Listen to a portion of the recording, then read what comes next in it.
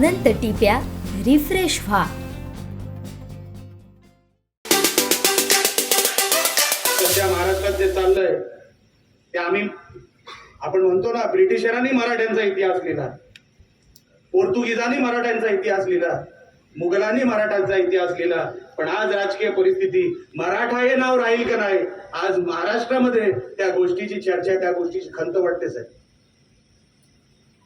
अनेक वर्षानंतर जेव्हा शाळेमध्ये मुलगा शिकेल, हे मराठे कोण होते, तर कोणतरी तेव्हा होते जे नोकरीसाठी नाव बदलायला तयार होते. तेव्हाचे मराठी आता फक्त तू शाही आणि पुस्तकातच वाढ, तेच मराठी तेव्हा होते.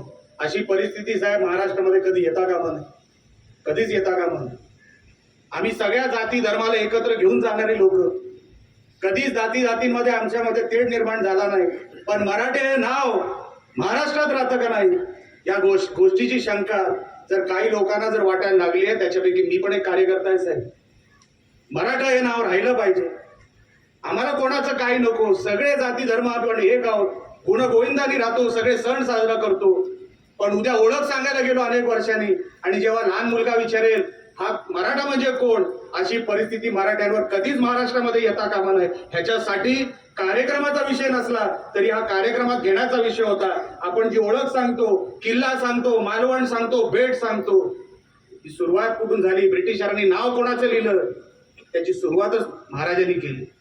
आणि म्हणून त्या इतिहासाला आपण जसे अनेक किल्ल्यांचे इतिहास, अनेक लोकांचे इतिहास आपण जसे सांगतो, साहेब तुम्ही हे जे सगळं उभं केलं, उद्या जे हे सगळं उभं करणार, मी साहेब आपलं मनापासून कौतुक करतो.